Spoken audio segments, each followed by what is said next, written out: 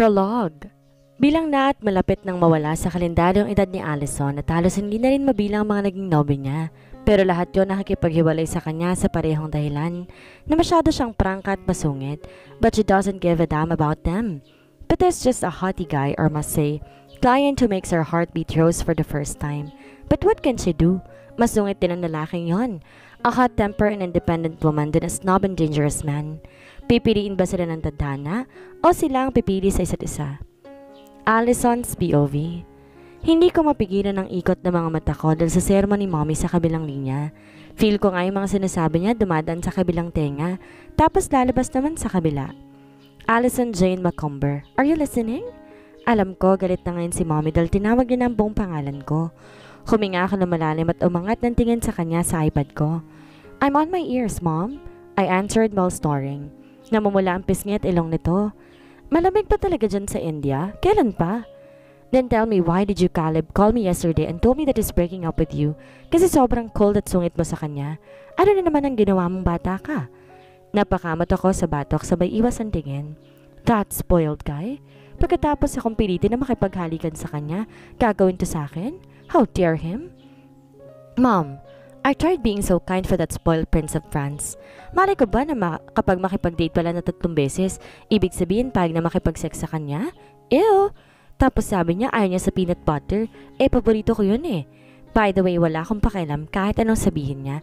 Kasi ang importante wala na kami at di na ako papatol ulit lalo na sa mga ilahing maharlika na walang ginawa kundi magpalaki ng lawit nila. Mabilis ang pagkakasabi ko.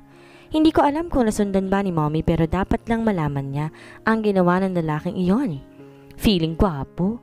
Pumuti lang naman at matangos ang ilong pero hindi naman siya gwapo, no? Basta? Oh my goodness, Iha. Be careful with your words. Baka marinig ka ng pamilya niya at malagay sa panganib ang buhay mo. Sorry, I should not push you to have a date with me here when you are in France. Kinumusta kasi ako ng reyna ng dati kong kaibigan that I suddenly mentioned about you.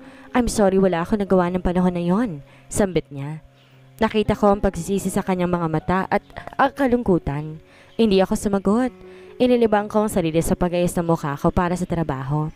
Time check, it's already 5 in the morning. But Iha, we talked about this. Your 2 siblings has their own now. Ikaw na lang hinihintay ko. I just cannot leave you like that. Lalo na't dalaga ka ulit. Marami na naman ang hahabol sa'yo. Natigilan ako dahil sa sinabi niya. Ano bang problema ni Mommy? 25 pa lamang naman ako Mom, I'm on my own now. Diba I promised na once na wala si Daddy, aalis ako? He's the one who's been caging me for almost 18 years. Ngayon lang ako nagkasariling pakpak dito sa Pilipinas. Pipigilan mo pa ba ako? Yes, that's right. 7 years pa lang ako sa Pinas pero half Filipino kasi ang daddy ko. Stepdad to be exact. At isa sa mga personal lesson namin ang matuto magsalita ng 5 wika. At isa doon ang Filipino. Whatever. By the way, I will end this conversation for now. May meeting ako at di ko alam baka uwi na rin ako ng France sa susunod na araw. Bye anak. Bye mom. Mahina akong sagot pagkatapos niyang ibaba ang tawag. Mahina ako napangisi nang binalot ulit ng katahimikan ng silid ko. Ito ang gusto ko sa lahat. Tumayo ako, tuminga ng malalim bago sinuot ang dress kong kulay dark blue. Sleeveless ito kaya't sinuot ko pa ang kulay puti kong Amerikana na hanggang kalahati ng likod ko lamang kahaba. Time check, it's already 6 in the morning. Sabi ni boss sa akin, bigatin daw ang tanong nito. Kaya mas mabuting gandahan ko ang pagtatrabaho pero close the deal kaagad. And if I close the deal, may posibilidad na mapopromote ako. This is my dream so I will make it. Pangako na i-close kong deal ngayon ng bigating tao na to. Makalipas ng ilang minuto, 2 kape nang naubos ko. Pero walang kliyenteng lumapit sa akin. Huminga ako ng malalim bago binuksan ang folder ng information about sa kikitain ko ngayong tao. Name? Yisroel Terry Marquez. Age? 26. Own 25 stars hotel worldwide. Son of a business tycoon. One of the most young businessmen. Never had a girl. Dangerous. Yun lang? Umangat ang tingin ko at halos binagtid pa ng ilang beses ang folder. Walang picture o kahit anong information gaya ng birthday, gusto niya at ayaw niya, like, what the heck? Speaking of the information, ano naman itong sinasabing dangerous? At talagang ipapahamak ako ng boss ko? Thank you ha, mukhang katapusan ko na. Pwede naman ako mag-back out, kaso paano na yung promotion ko? Paano na yung pangarap ko? I cannot just let this go. Once in a lifetime lang to at saka madami naman ng mga tao sa labas at pa pwede pa ako makasigaw. I took a deep breath and was about to look again but a voice cut me out. Are you done reading that and we can finally start our business? My time is running so please. Mabilis akong umangat ng tingin dahil sa gulat at ang hindi ko inaasahan sa lahat makita ang ganitong klaseng alindogang lalaki. What the? Totoo ba to? Nakatingin to sa akin habang nakatayo sa harapan ng mesa ko. Habang ako na may nakangat din ang tingin sa kanya at nakatunga na parang tanga. Shit naman, ang gwapo niya. He has the beauty of dominance and his muscular body is so obvious, even though he's wearing a formal attire of a businessman. The way he stands so straight like a robot speaks like a high standard. And one thing that I found attractive is that green eyes. So rare. Marami ako nakitang kulay berde na mga mata na nasa ibang bansa ako pero iba ang sa lalaking to. It's just there's something about it. OMG! That electric forest green eyes looking at mine? I feel like I might hypnotize and seduced by it. After 25 years, bakit ngayon ko lang nakita ang lalaking to? Gorgeous! Napakurap-kurap ako nang tumikim ang kasama niyang lalaki. Must be his secretary. Tumingin ulit ako sa binata at ganoon lamang ang pagtataka ko dahil simula pa kanina. Hindi pati ako kumukurap. Isinawalang bahala ko na lamang iyon. At mabilis tumayo ngunit sumabay pa talaga ang bisit kong takong. Hindi ko inaasahan na bagong linis pa lang sahig kaya nawalan ako ng balansa at di sinasadya matapon ng mga papel. Parang gusto kong kainin ako ng lupa habang inaayos sa mga papel pero hindi ko makita ang papel sa loob ng folder na tungkol sa kanya. But later that I know, nasa paa pala ni Poging Marquez. Di siya nakatingin kung saan kundi sa akin lang, parang inaaral lahat ng galaw ko. Shit! Matapang akong babae at kapag tinititigan ako ng lalaki talagang iniirapan ko ito o tinataasan ng kilay pero bakit di ko magawa sa kanya? Pinutol ko ang papel at mabilis tumayo sa harapan niya. Sa sobrang lapit siya mismong umatras. Ay, allergic sa babae? Tumikim ako at tilahad ko ang kamay sa kanyang harapan. I am Allison Jane Macomber. I am from Aries Company of Hotels and Resorts. 25? Nakangiti kong pakilala. He did not blink again. Didn't say a word. Ilang segundo yatang tinagal bago ang sekretary niyang tumanggap ng kamay ko. Pero hindi man lang siya kumibo. I am Khalil. Sir Marquez Secretary. Can we sit down now? Madaling maiinip ang boss ko, miss. Dahil doon mabilis akong tumango at umupo sa upuan ko. Lumapit ang waiter kaso ako lang ang may order. Akohar has a lot to offer. We sell good and brand new hotels in Asia, and our main branch is here in the Philippines. This also includes the technology services, etc. if you want for more. Pagsisimula ko at sa wakas, kinuha nito ang kontrata, binasa mga benefits na pwedeng makuha mula sa amin. Ilang minuto ko puro recommend sa kanya hanggang sa natapos. So tell me, why are you too early? He asked suddenly. Napakurap pa ako dahil sa naging tanong niya. Excuse me? Hindi siya sumagot. Napatingin ako sa sekretary niya na halos magmakaawang sagutin ko. Yun ang pinapahiwatig ng mukha niya. I mean, yeah. 7 in the morning nga ang pinag-usapan niyo ng boss ko but I come too early because of my early bird caught the worm. Are you saying I am the worm? Tanong niya. Lo, parang totoo. Mahina akong tumawa sa aking isipan sabay iling. Grabe naman ang taong to. Gets ka agad yung point ko. Malay mo, bulati ka pala. I mean, sir, I really need you for this. Our company needs you and can you please give us a chance? I sound like a desperate and begging to be, pero basta. Hindi siya kumibo basta ang huli kong naalala. Umalis siya at sinabing hintayin kong balita bukas kung papayag siya. Abat ano ngayon ang sasabihin ko kay boss? Matapos na nakakapagod na trabaho, yun na naman ang ginawa ko kinabukasan. Malamang, alam nga naman di ako papasok ng trabaho, di nawalan ako ng pera. Allison! Isang malakas sa sigaw ang bumungad sa akin. Grabe, bagong pasok pa lang ang ingay na. Huminga ako ng malalim at hinubad ang coat na suot ko. Sabihin mo lang sa akin, kapag good news yan, ayoko ng chismis o kahit anong bad news dahil nasa stress ako. Inunahan ko na siya. Kapag kasi sumisigaw ng ganito sa Gianna, sigurado ko may chika siya or may masamang nangyayari dito sa kumpanya. Well, wala ako sa mood dahil 2 araw na nakakalipas. Wala pa kaming natanggap na balita mula kay Marquez. Naku, paano kung hindi gumana ang manifest ko sa TikTok? Ibig sabihin hindi ako mapopromote? Hindi girl, sinasabi ko lang pinapatawag ka ngayon ni boss and guess what? Nakita ko lumabas ang sekretary ni Sir Marquez. Napatayo kaagad ako dahil sa kanyang tinuran. Talaga? Does that mean pumayag na sila? Tangulang sinagot niya sa aking tanong. Umawang ang labi kong tumakbo patungo sa opisina ng boss namin. Wala akong sinayang na oras kaya naman mabilis akong pumasok sa loob ng opisina niya. Kagaya nga ng parati nitong ginagawa, nakaupo lang to sa upuan at nagbabasa ng daily report.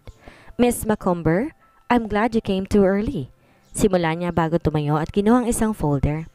I bit my lower lip and fixed myself as I smiled at him. Good morning, sir. Sambit ko at ngiti lang ang naging sagot niya. Giniyan niya na ako paupo sa bago nilahad sa akin ng kontrata. I've never met a person like you. It was so seldom for a business tycoon to invest with our company. It always takes a lot of time but after what you did, you just make me proud of you. Ani at may masisilaw ng ngiti sa labi. OMG! Does that mean pumayag si Mr. Marquez? Tanong ko. Kunwari nagtataka para mukhang humble ako. Yes, congratulations, miss. He announced that makes my heartbeat rose like a drum. Napatayo ako at nakipagkamayan sa kanya. But also, you need to sign this contract for your promotion and also para magstay talaga ang binatang yun sa atin. Nilahad niya sa akin na isang kontrata. Ano? Bakit naman may paganito pa? Huminga ako ng malalim bago ko yan binuksan. What's with this? Nakasulat dito na kailangan ko sumama sa construction site? Seriously, bakit ako? Nako, bakit pa boss? Deal na yun. Tsaka real talk lang po ha. Ang suplado kaya nun at saka sobrang clothed. Kaya isang hamala na pumayag eh. Tsaka pwede po ba na iba na lang? Pakiusap ko. Mahinang tumawang matanda sabay ayos ng relo niya. That's also what I wanna know. Ano nga bang ginawa mo at bakit ikaw ang gusto makasama ni Mr. Marquez? And take note, he hates girls the most but I think that you're one of his exemptions. He said that made me stop. Should I feel special? Pero bakit feel ko gigisahin ako ng lalaking yon? But if you don't like it, maybe I will replace Dahlia and promote her? Tanong niyang nagpabilog sa mga mata ko. Dahlia? Ang babaeng yon? Ano siya, sinuswerte? Pagkatapos niya ako ipahiya sa meeting na nakarang araw? No, tatanggapin ko yon. I said without thinking. And with that, my nightmare started. Tunga nga ako napatingin sa building na ginagawa. Wala ako ibang trabaho kundi sumama at tumulong kay Marquez. At ang isang yon hindi mo lang sinabi ko saan ko siya hahanapin. Panay kamat lang ako sa ulo habang nakatingin sa paligid. Ang ingay dandal sa mga materyales sa ginagawa ng mga laborers nila. Excuse me, Miss Ganda? Tawag sa akin ng lalaki habang nakasablay sa balikat niya ang 3 sako ng semento. Umatras ako para bigyan siya ng daan at ang mga kasama niya. Mabuti talaga at ang isipan kong ideya na magpantalon, simpleng white t-shirt saka rubber shoes. At least hindi ako mahihirapan sa paghahanap sa Marquez na yon. Naglakad ako habang hawak ang clipboard ko, tsaka folder ko sa nakalagay ang kontrata, tsaka ibang planong ibibigay ko kay Marquez mamaya. Saan kayang supladong yun? Hi kuya, nasan nga palang boss ninyo? May I know? Tanong ko sa isang trabahador. Umangat to ng tingin tsaka tumigil muna sa pagmasa ng semento. Tumingin muna siya sa buong paligid bago sa akin. Lo, adik ba to? Parang natatakot sabihin sa akin ng sagot ah. Bakit mo kilala ang boss namin? Kaano-ano ka niya?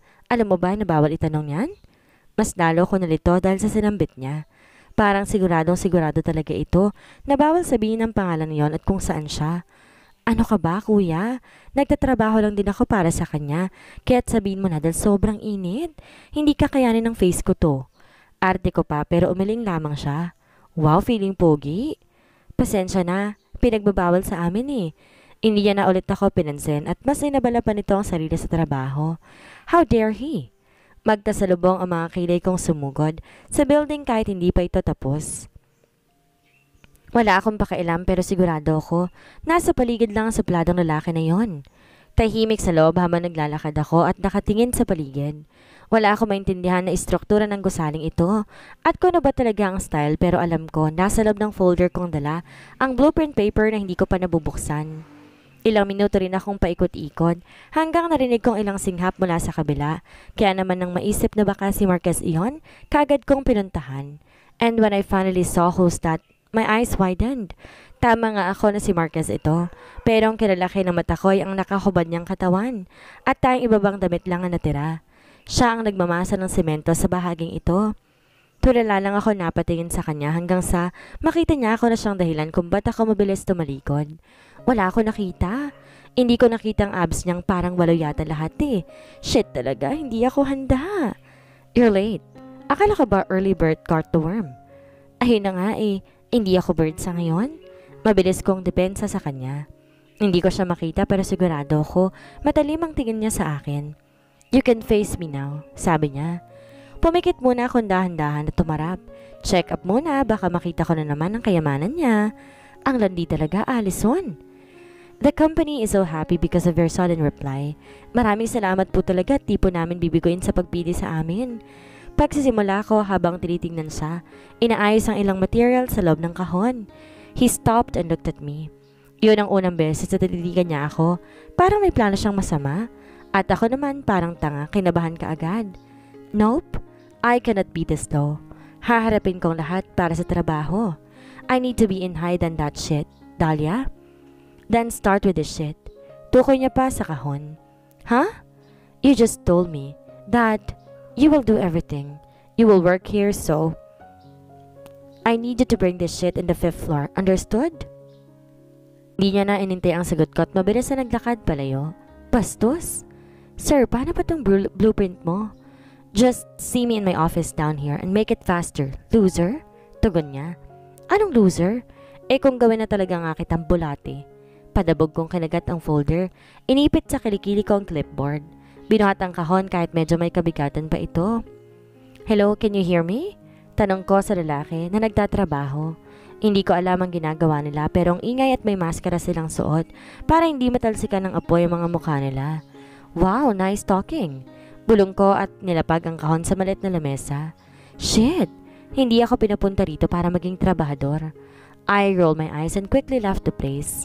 Ngayon ang problema ko naman kung saan ang opisina na masungit na bulating iyon.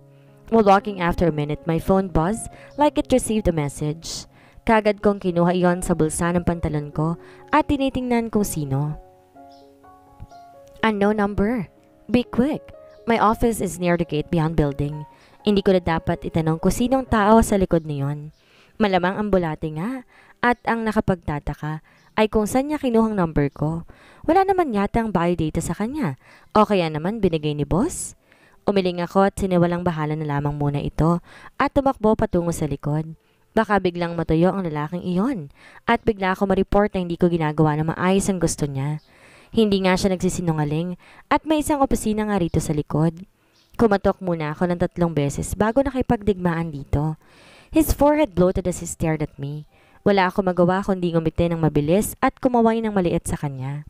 Naabutan ko siya sa loob ng opisina niya na umiinom ng alak habang nilalaro ng mga daliri niya ang sigarilyo na hindi pa ginagamit. Ayan na naman ang mga mata niyang walang buhay na nakatingin sa akin. Come here. He used his deep low voice. Napatulala lang ako sa kanya. Munti ko pa mabitawan ng folder na dala pero mabuti na lamang at tatauhan ako. Hinigpitan na pagkakahawak dito. I said, come here. Ayun na. Tumaas na ang boses niya. Kinagat ko ibabang labi at mabilis na lumapit sa kanya. Kahit kinakabahan ako at parang iihi na sa kaba. Yes? Hindi ko pinahalata na parang natatakot ako sa kanya. He stared at me and again as he lay back in his strong and wide black chair. Lit my cigarette. He commanded like a king looking at his slave. Wow naman, feeling pogi kahit totoo. Kinuha kong igniter sa dulo ng lamesa at nilapag ang mga dala ko. Nakatingin lang siya sa akin at nakabang sa mga ginagawa ko. I felt like the whole room suddenly turned in red as I walked near him. Nilagay niya sa labi ang sigarilyo nung nilapit ko sa kanyang igniter. I lit up a cigarette while staring at his eyes directly. It was so hot and I will never forget that moment. Nikiyom ko ang kamoon nang bumuga siya ng usok at sa harapan pa ng mukha ko. Umangat ang sulok ng labi nito at saka uminom ulit ng alak. Umiwas ako ng tingin at mabilis na nilapag ulit ang igniter sa lamesa bago kinuha ang blueprint sa loob ng folder ko. At kagaya nga ng inaasahan ko, wala naman siyang emosyon habang nakatingin sa akin. I have a 5 blueprint here. Pumili ka na lang kung saan dito ang gusto mo. Then I can also help you for the other layouts of this hotel and design. What do you think? I asked seriously. Di ako dapat magpa-apekto sa ginawa ko kanina na pagsunod sa gusto niya. It was totally awkward. Kinuha niya mula sa akin ng mga blueprint. Tsaka isa-isa itong pinakatitigan. Na parang hinuhusga niya mga ito. May pataas kilay pa siyang nalalaman habang tinitingnan ng mga ito. Is this all your architect got? Mas maganda pa akong gumawa kaysa rito eh. Pangi-insulto niyang dahilan para matahimik ako. What's the shit? Lahat ng mga kumukuha sa amin nagkagandahan sa mga designs. Tapos siya, ito lang ang sasabihin niya? I'm sorry but your request that so our company's 10 architect just do it like what you said in the meeting. If you don't like it, well, you failed to explain to them and photic your hotel. Sambit ko at di ko pwedeng hayaan na itatrato niyo lang kaming lahat ng ganito. Gago ba siya? Umigting ang panga niya dahil sa narinig. Tinapon niya rin kung saan ang sigarilyo niya at mabilis tumayo, sabay hampas ng malakas sa lamesa niya. Don't you dare speak in front of me. Do you even know who I am? Parang malaki siyang halimaw na nakatingin sa akin habang namumula ang mga mata. Hinila niya rin ang braso ko. I chuckled a little bit. You are Yesroel Terry Marquez. You are a young business tycoon. You are just like an ignorant man who always command left and right like a king even if you're not. Hindi ko na mapigilan pa ang sarili ko na sabihin iyon. Feel ko mas lalo lang siyang napikon. Siguradong pikon na bulati. Suplado. Humugot ako na malalim na hininga. It was like he is controlling himself, not to burst out. Nang magmulat siya ng mga mata, mas lalo pang namula ang mga mata niya. I was about to say a word but he was quick. Mabilis na hinawakan ng mga kamay niya ang pangako at mariin itong pinisil. He is so mad that it was really a sin to raise a voice in front of him. You're getting on my nerves, woman. You better leave or else I will kill you with my bare hands. Banta niya at mabilis ako tinulak ng malakas. Di ako makapaniwalang napatingin sa kanya ng ilang segundo bago ko tahimik na lumabas sa opisina niya. Tangina, sakit nun ah. Hinimas ko muna ang pangako at tumingin sa opisina niya bago lumisan. May araw ka rin sa akin, bulati ka. Inabala ko ang sarili sa pagtulog sa mga laborer. At least ngayon alam nilang kami nang talagang nagpapasweldo sa kanila at hindi ang feeling hari na Marquez na yon. Ma'am, pahinga muna kayo. Pepsi po tayo. Anyaya sa akin isang lalaki. Ngumiti lang ako at di na tumanggi. Uhaw na kasi ako kanina pa. Kaya bakit pa naman ako aarte? Salamat. Sabay kuha ko ng isang baso. Ma'am, may tatanong nga po pala kami. May nobya na po kayo, ma'am? Tanong ng isang lalaki na medyo kapareho ko lamang ng edad. Ang iba naman ay tumingin sa akin. Para talagang gustong marinig ang isasagot ko. Wala, pero bagong break lang kami ng 2 buwan kong boyfriend. Yung mga naging ex ko, hindi ko rin mabilang kung yun ang susunod yung tatanong. Paki ko ngumiti at pinatuloy ang pag-inom. Lahat sila nagkatinginan. Bakit naman, ma'am? Mukha naman kayong mabait eh. Turan pa ng isa. Mahina akong tumawa na napailing. Naku, kung kilala mo lang talaga ako at kung gaano katigas, talagang makikipaghiwalay ka siguro sa akin. Di na ako sumagot at ipinagpatuloy ang merienda ko. Lumilipad na rin kasi sa utak ko kung paano sabihin kay boss na hindi gusto si Marquez ang blueprints na yon. Ayan na si boss. Boss, merienda muna kayo. Naalerto ang buong katawan ko na marinig ang sigaw ng isang lalaki. Lumabas si Marquez? Tikman niyo po muna ang luto ni Aling Regina. Masarap po ang champurado na yan. Angal pa ng isa. Kahit kinakabahan man, pililit ko ang sariling tumingin kung saan siya. Aaminin ko talagang kinakabahan ako dahil baka gawin niya naman ang ginawa niya sa akin kanina. Like he was not on himself. Parang hindi siya ang kalmadong Marquez na nakilala ko last 3 days. Nakita ko siya umiinom din na Pepsi at tumikim ng champurado gamit ang isang daliri niya. Pagkatapos tikman yon ang mga tsalantingan at naking gulat ko nang tumigil ang mga mata niya sa akin. Shit! Malalim ang tingin niya sa akin na parang may gusto siyang sabihin. Pinatigas ko ang puso ko at saka mabilis siyang inirapan. How's the work? Grabe ka naman boss, English ka agad. Hindi namin maiintindihan yan. Biro pa na isang trabahador. Lahat ng lalaki tumawa ng malakas. Buong akala ko magagalit siya pero hindi na ito kumibo. Akala ko ba hindi pwedeng sumagot-sagot sa kanya? Aba, joke ba to? Inaasahan ko mabuting serbisyo ng lahat. I also found a gold plan for this one. May blueprint na rin papakita ko mamaya sa inyo. Let me also know what you think about that. Hindi lang ako nagulat sa sinabi niya. Marunong pala tong magtagalog ng malalim. Like, what the shit? Buong akala ko nga nun hindi siya marunong eh. Akala ko ba boss okay nang pinakita ninyong plano noong nakarang araw? Kahit ako tumingin din sa kanya. Tama nga ang tanong ng isang trabahador. Well, someone show me another one that shows better. I think that's the right one. Nakatingin siya sa akin ng diretso habang sinasabi yon. Anong ginagawa niya? Is this his way of saying sorry after what he did? Ayaw ko mag-assume pero what if, 'di ba? OMG, ang hindi ko talaga mag-isip. Guys, tapos na ang 30 minutes natin. Work time na. Pabalakpak pa si Jack, na leader ng mga trabahador. Pagkatapos isa-isa nang umalis ang lahat. Ako naman mabilis tumungo sa isang kahon na puno ng mga materials na kailangan sa loob ng gusali. I was about to leave but a hand stopped me. Kunot noo akong tumingin kay Marquez na ngayon nasa harapan ko na. Hawak ng marahan ng braso ko, di na masakit, pareho kanina. I acted like I was not affected at all. Pinakita kong parang wala lang sa akin ang ginagawa niya kanina. Kahit ang totoo, doon ako kinakabahan. I will help you with that, Anya. Mama mo help? Hindi na, kaya ko naman. Di ko na inintay ang isasagot niya at binilisan ko ang paggalaw ko. Lumisa na sa lugar na yon. Di kaya ng powers ko. While I was walking, my phone suddenly rang so loud. Kunot noo ko tong sinagot na hindi na tiningnan ko sino pa yon. Pakialam ko ba? Hello? Allison, this is Caleb. I suddenly realized that I cannot live without you. Please, baby, forgive my sins.